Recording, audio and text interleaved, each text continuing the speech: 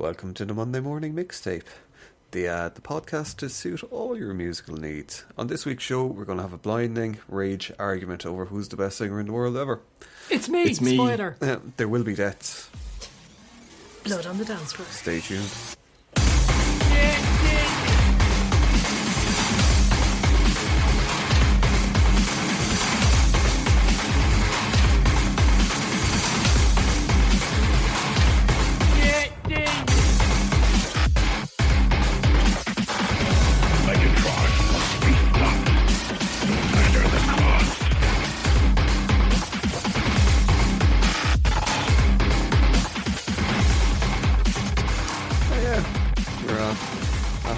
Decided to dig deep into the pool of resources of ideas, and Watch Mojo came back and possessed us, which is going to make us talk about the best singers in the world ever, but not in any coherent form. Yeah, or any kind of order. So, it's probably a bit misleading, so we won't know who the best singer is in the world. Oh, no, we will. We'll make up our mind that by the end of the show, we'll be after coming to either an agreement on who the best singer in the world is. Or we'll be dead. Or there'll be murders. Yeah. And spoiler alert as well, chances are we're not going to be actually talking about who the actual best singer is in the world, because we're probably not going to be including the likes of a Pavarotti or a Placido Domingo or anything like that. The other one. My list goes out the toilet then. It's probably going to be heavily sort of biased towards the rock and metal kind of sphere rather than any. I didn't know Dwayne sang classical. Did you know that? The Rock Johnson.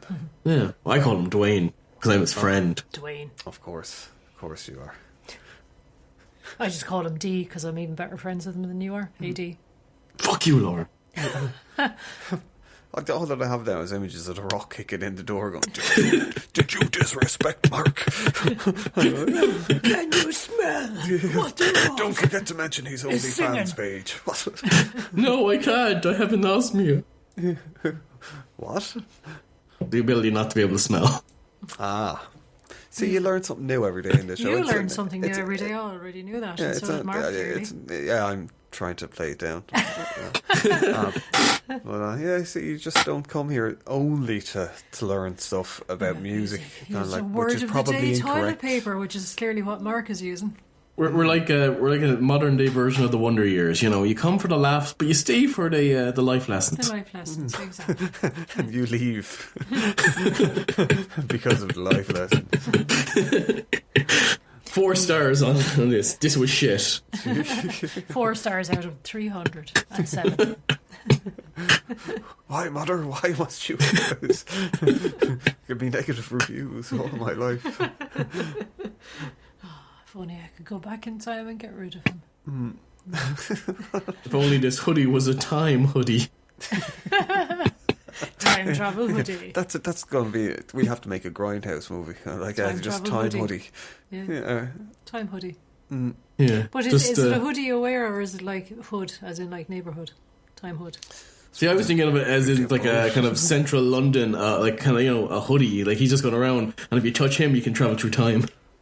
Ah, I see, yes. So it's not an item of clothing, it's like a hood, someone from the hood, a hoodie. A gang member. Do you know, funny enough, Mark, I went looking for a hoodie during the week. Oh, yes. Tell the story of your trauma. Yeah, and I wanted to get like a hip-hop hoodie. I know, even the fact that you're describing it as a hip-hop hoodie, I was looking up like you as like a geriatric loser. Well, I was looking up Nike hoodies and all that, and none of them seemed to be really baggy, because a lot of them seem to be kind of like tight, form-fitting, so I was like looking for a baggy hoodie. And I was just like, and yes, the hip-hop hoodies are what are associated with hip-hop anyway on Amazon. Very different from what you recall from the 90s. Yeah. It basically looks like stuff that one of the Joker's minions in a Harley Quinn movie would wear. Yes, they're all sort of like tattered and like covered in X's and O's and stuff like that. They're very scary. Interesting. Yes. Why would there be Joker's minions in a Harley Quinn movie? Surely there'd be Harley Quinn's minions. Yes, you see, he's just being sexist again, Mark. Well, if you remember in the first kind of one, no, she was I fell asleep. His partner or minion, but they had other minions underneath him. So yeah, but then it'd be a Joker movie. Yes. Yeah. You said it was a Harley Quinn movie. Well, I think it's just because people don't like Jared Leto. It was Suicide Squad.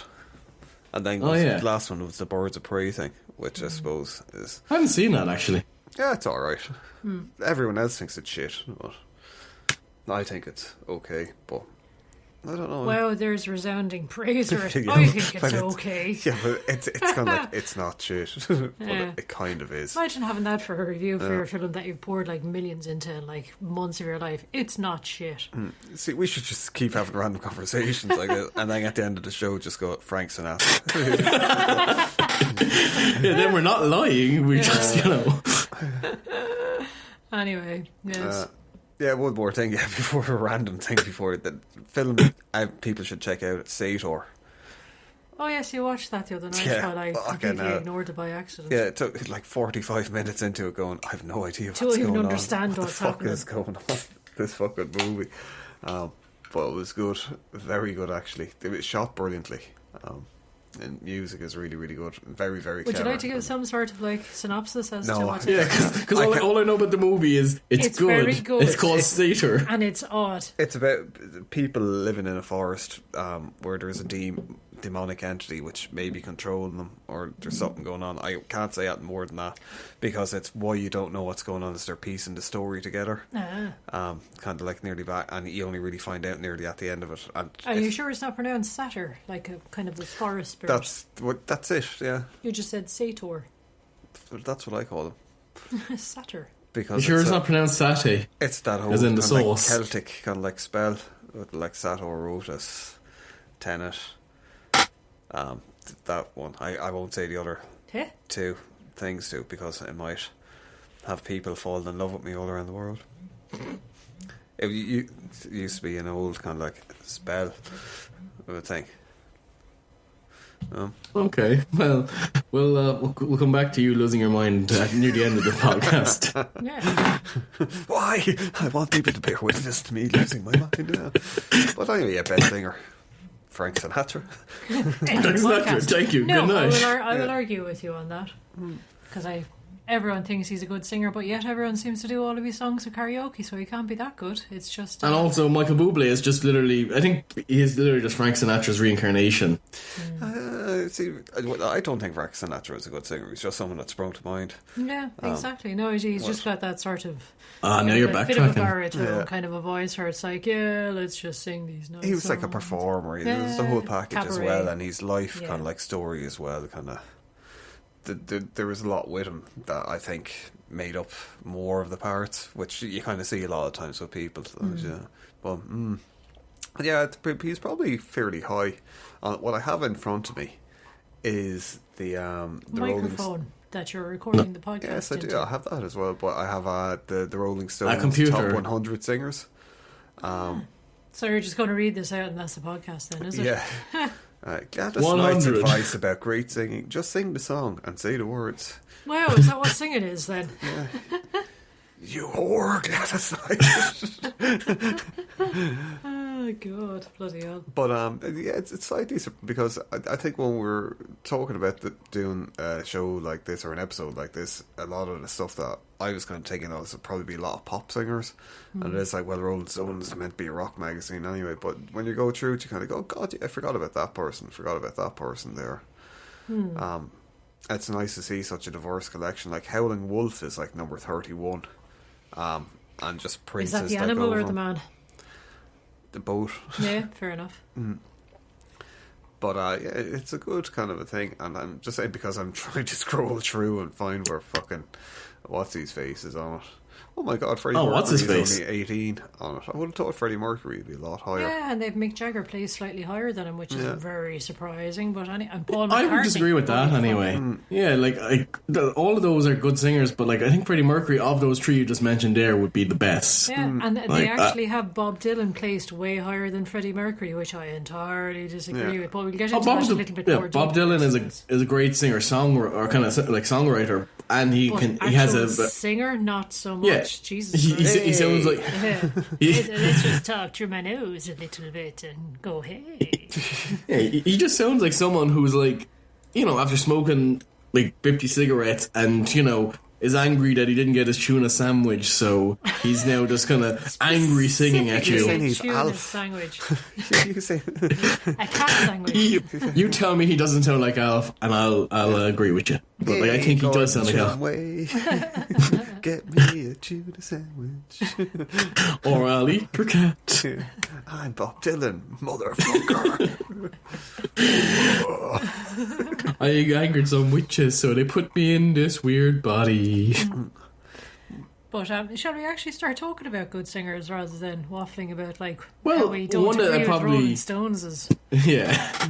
Well, I definitely think that you probably won't think of off the top of it, but I think it's definitely up there for consideration, would be the kind of Simone Simons from Epica. She's an operatic singer and like has a great range, like, and just is like has a really good like just really good vocals and whatnot. You can really see it because they're the primary kind of thing that like kind of gets you that that sound that goes, oh, that's kind of Epica. Like the other singer in there, no, it's just kind of growly and gravelly, and there's nothing really unique about it. But I definitely say that that's one great singer of all time anyway, and it's just one that I don't know if you would have thought. Oh yeah. I knew you'd be coming up because I thought that it'd be an interesting thing, because like a lot of the singers in the bands that you like are like kind of on the verge, I suppose, nearly like opera singers. Like they're highly skilled, classically trained.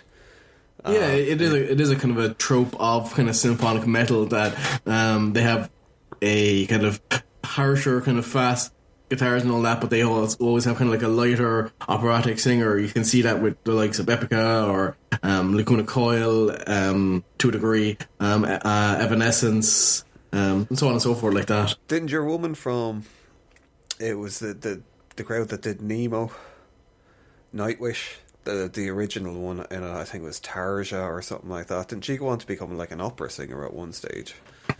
I think so, because I think they have replaced her since. Yeah, I think there's been a couple of people in and out, kind of like with Nightwish, because as far as I can remember, it's like the keyboard player is the guy who kind of constructed Nightwish. A little bit like Epica. I remember looking at the documentary when we were talking about them at one stage. That was it the guitar player with them, Mark? Is the fella that's kind of it's the guitar player who started that up, and he just kind of rounded up some people from other bands or kind of like held auditions, but he still kind of is the ringmaster, as it were. The ringmaster. The ringmaster. He sounds like a Marvel villain. Hello, kids. Welcome to my ring. Would you like a sweet? Come to my ring, oh no. My real name is Jimmy Savile. And I am going to break your ring No. with my vocal cords. What the fuck are we even talking about? Let's not go down those roads. Those horrendous, abusey roads. Hey, we're not like talking about mimicking. Mimic. Hey guys, have you heard about Nambla? Yes. You keep talking about him. How could we not? I just like Marlon Brando. He was a great singer, actually. I was going to that free kind of association thing that you do is like I was chef out of South Park because they turned against that whole thing. Isaac Hayes was actually quite a good singer. Isaac Hayes was an amazing singer. He was absolutely amazing. Yes. And quite a nice guy. Yes. He was at my 12th birthday party. In fact, he wouldn't He leave. performed, yeah. He kept singing Shaft. Like, get out. So come You're not welcome in this house. Who is the man? Get the fuck out. You're barred from this pub. Yeah. Yes, his 12-year-old's birthday party in Ireland is generally held in a pub. It generally is. Yeah. But Isaac Hayes was one of those weird ones that, like, he didn't really, there wasn't, like, he'd be forever associated with Shaft, but he was, like, constantly releasing records and stuff, but for the life of me, I can't think of another song that he did. Well, other than Suck on My Salty Chocolate Balls, that's all that's come to my head right now. Put him in your mouth and suck him. Oh, yeah.